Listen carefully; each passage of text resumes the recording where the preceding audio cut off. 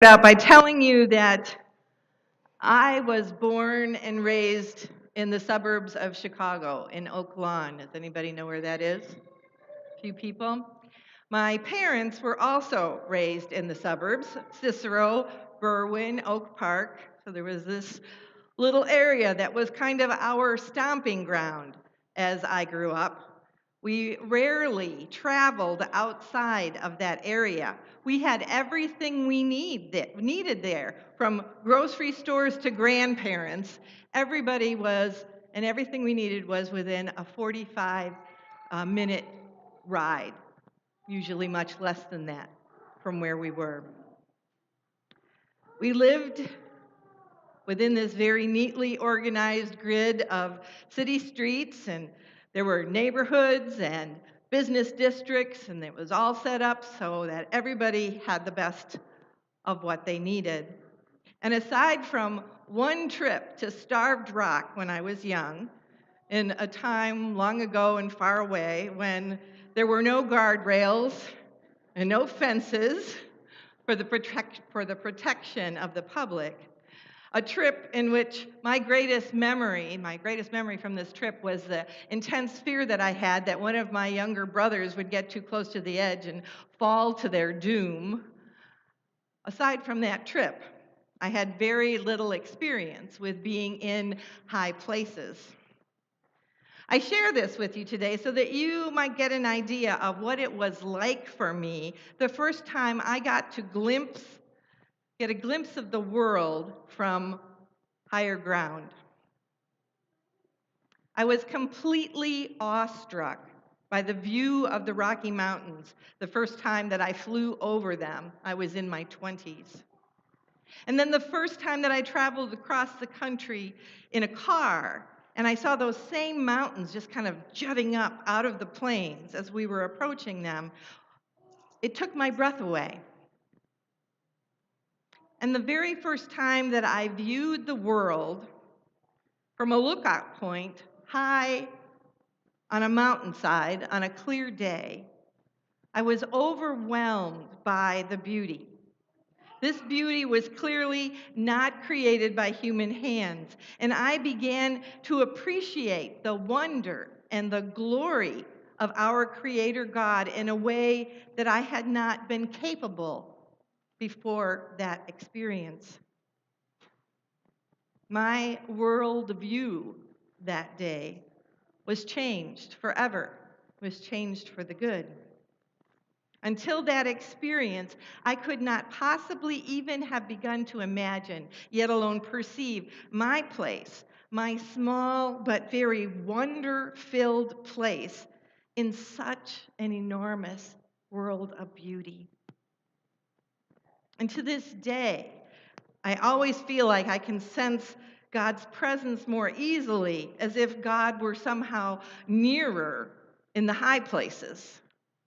Now, this experience is not unique to me. Their high places, mountaintops, are often perceived to be holy places where God's presence is experienced in new ways. There's something about that vantage point that can open our minds and hearts to perceiving the world in ways that are different, that are uncommon in the midst of our routine, workaday lives, where our search for new horizons at times may not extend past the view on our computer screens.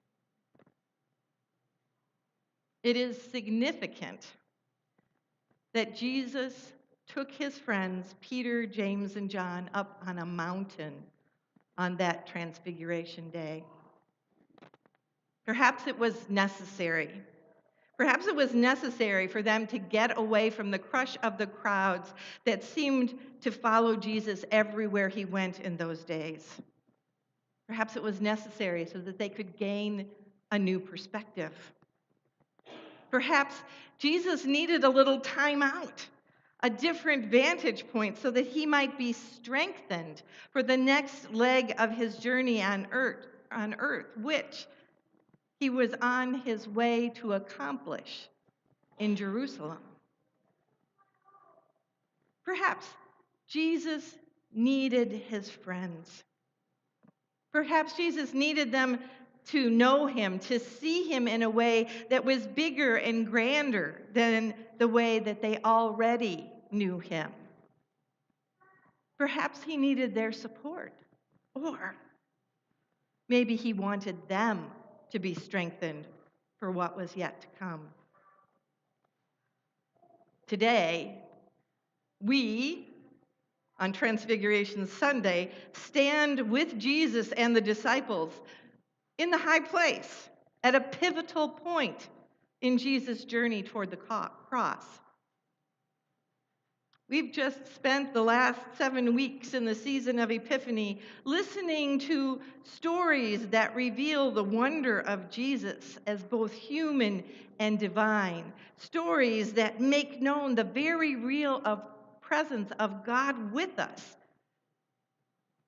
God with us as a man of flesh, whose reason, whose mission it was to bring to humanity the message of God's abundant love and grace and God's desire for healing body, mind, and soul for all people.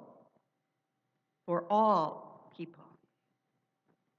This message of radical acceptance and inclusion and wholeness was unknown. It was virtually unheard of at that time. Jesus came to expand humanity's perspective, the perspective of what it meant to live and to love in the beauty of God's kingdom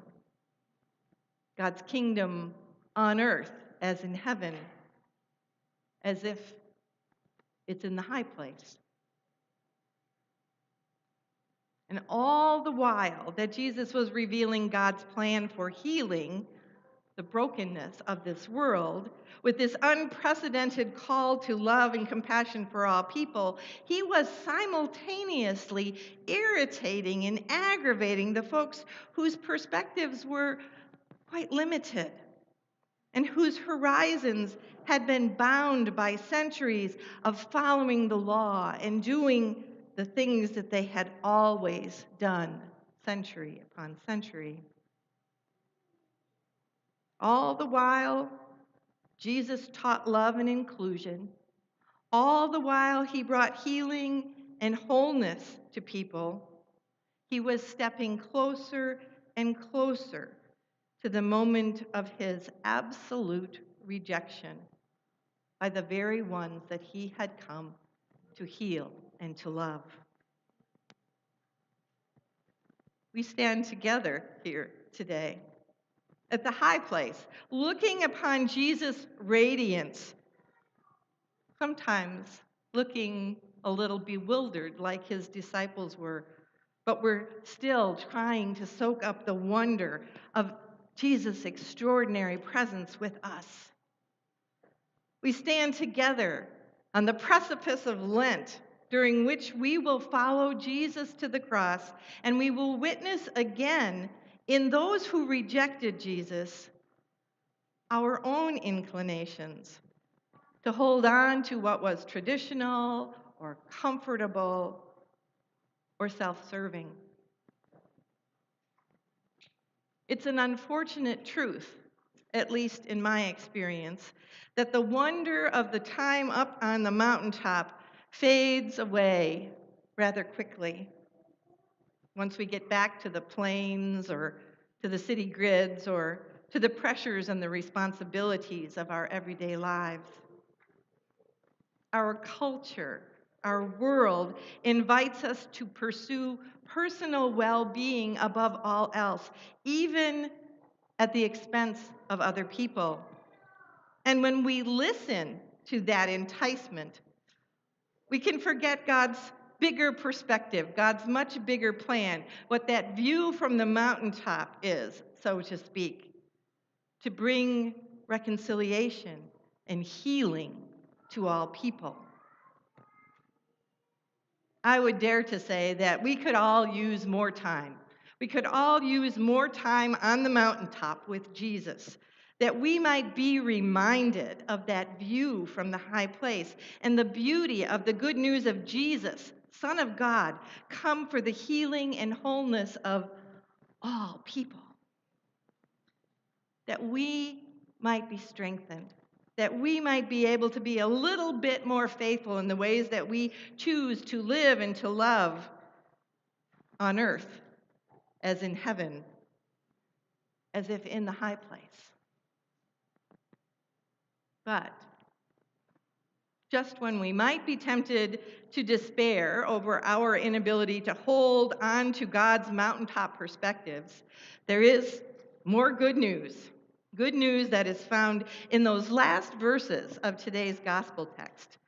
Good news found in the story of what happened when Jesus and his disciples came down from the mountain, back into the crush of the crowds, back into the midst of Jesus' own disciples whose faith was yet too weak to cast out that demon that tormented the body of a father's only son.